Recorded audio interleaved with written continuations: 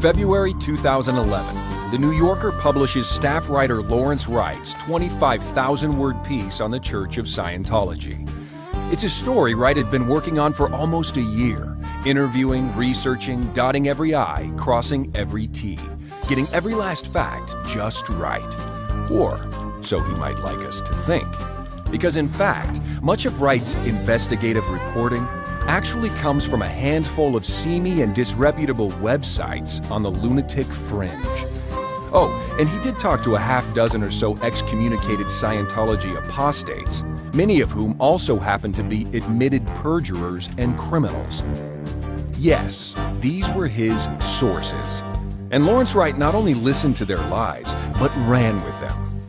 This should come as no surprise, given Wright is on record for having said, "Truth is one of those subjective terms that are pointless to get too tied up about."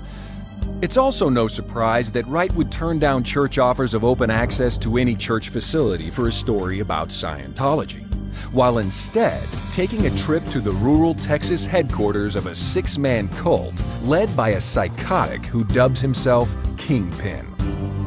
He's the same man who nearly killed his best good buddy with his bare hands before sticking his fist in his then-wife's face. But he did get a new wife and then spent his honeymoon in jail. He also got himself a chauffeur in the bargain, because that very same best good buddy was behind the wheel when Kingpin lost it again. This time with a reporter who posed a question the cult leader didn't care to answer. But just a few weeks later, Wright receives a different reception when he interviews Kingpin. In fact, the two hit it off, becoming more than just a reporter and his source.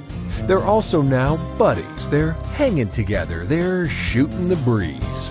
And that's how Wright conducted what he calls an investigation. It's nothing more than hack tabloid journalism, unworthy of a high school newspaper, much less the prestigious New Yorker. But had Wright done the job of a proper journalist, he would have discovered what was actually happening in the world of Scientology, during which he was too busy hanging with the self-proclaimed posse of apostates. Yes, had he cared to tell the truth, somewhere in his 25,000-word diatribe, he could have told his readers any of this. All began with the ribbon-cutting and grand opening of the church's fully restored religious retreat in Clearwater, Florida.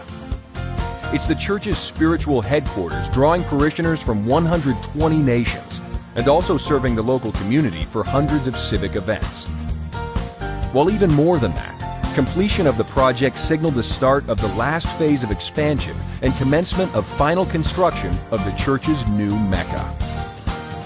We then saw the commencement of a global program to open new ideal churches of Scientology in every major city across 5 continents.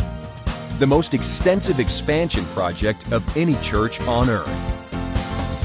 This one in the ancient Swedish seaport at Malmö. There, it was a new 72,000 square foot Scientology church on a classic northern parkland for the people of Scandinavia. Next, and just a week later, it was Dallas, Texas, for the grand opening of a new church at the Dallas Metroplex for people of the Lone Star State. And following that, it was Nashville, Tennessee, for yet another grand opening. This one in the fully restored historic landmark, now home to a Church of Scientology and Celebrity Center for Music City, USA. Then, there was the acquisition and announcement of new church advanced organizations to stand at the pinnacle of every continental zone. For Canada, a new facility in the untrammeled Ontario wilderness, located on a legendary estate totaling 190 acres. For the 21 nations of Latin America, a 250,000 square foot pinnacle of the Scientology Bridge in Mexico City. And for South Africa, the Kyalami Castle, to minister to Scientologists from across the whole African Horn. All this was made known to Lawrence Wright in the New Yorker, as was the next wave of church grand openings. First in Rome, where 6,000 gathered in the Eternal City and very birthplace of Western civilization to inaugurate a 70,000 square foot church on 28 acres of Roman countryside. Then, in Washington, D.C., a new church in the nation's capital, perfectly situated on that city's historic Embassy Row and just 6 blocks from the White House. Whereupon we arrive at the annual Scientology New Year's celebration and the monumental completion of a 25-year project initiated by the church's founder. It's called the Golden Age of Knowledge for the fact it marked the completion and release of the full library of Scientology scriptures, including Mr. Hubbard's more than 2,000 recorded lectures, now fully restored digitally and available for the first time ever. And to ensure the broad availability and accessibility of these materials to everyone, the new year further saw the establishment of the church's in-house publishing facility for all of Mr. Hubbard's written and recorded works in 50 languages. It's the only fully digital publishing facility in the world with 21st century technology to print and bind books, a CD manufacturing facility for all recorded lectures, one-of-a-kind automation for fast, economical packaging, and in-house warehousing and shipping lines to 5 continents. Again, Lawrence Wright and the New Yorker were provided with the specifics of the church's unparalleled expansion, all of which continued straight into 2010. First, in Brussels, at the heart and capital of the new European Union, where now stands an 88,000 square foot beacon of religious freedom, staffed by Scientologists from 20 nations. Then, and still in January, the grand opening of a new church in Quebec, on the day that city celebrated its world-renowned Ice Festival. Next, in February, the inauguration of still another new church of Scientology and Celebrity Center, this time in Las Vegas, Nevada. And in April, it was the grand opening celebration of a landmark Church of Scientology in Los Angeles, serving the largest concentration of Scientologists in the world. This was followed by 3 new church openings that summer. July 10th, more than 7,000 Scientologists and guests helped dedicate the National Scientology Organization in Mexico City, located in a fully restored cultural landmark. 1 week later, it was 4,000 more welcoming the new Church of Scientology of Pasadena, California, where parishioners celebrated with a newly renovated Victorian landmark, now the local center for Scientology religious services and community activities. Then, the very next week, it was a new Scientology church for the Pacific Northwest in the heart of Seattle, Washington, just blocks from the famed Space Needle.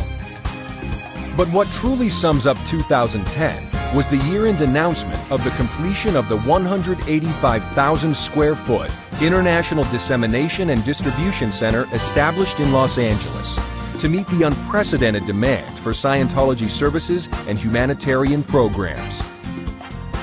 This new center generates dissemination materials for the more than 9,000 Scientology churches, missions, and affiliated groups worldwide.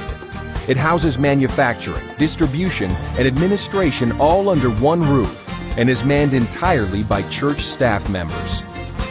And the expansion rolled right into 2011, when in Melbourne, thousands of Scientologists down under joined civic leaders and government officials to commemorate the opening of the first new ideal Church of Scientology in Australia. The new year also brought the dedication of the first major church in Russia, standing just a mile from the Kremlin and Red Square in central Moscow. The 65,000 square foot building is now open to meet the needs of a rapidly growing community of Russian Scientologists. None of what you've just seen made it into the pages of the New Yorker. In fact, not one of the 24,605 published words mentioned Scientology's unprecedented era of expansion. The parade of new churches, the growing number of Scientology parishioners, or the church's global humanitarian programs. Yet the details of all of it and more were provided to Wright and New Yorker editor David Remnick. Some 20 hours of video footage and hundreds of pages of documentation. It was even all available on the church's website. But Wright, Remnick, and the New Yorker weren't interested in the truth. Because let's face it, Wright's article had nothing to do with journalistic integrity.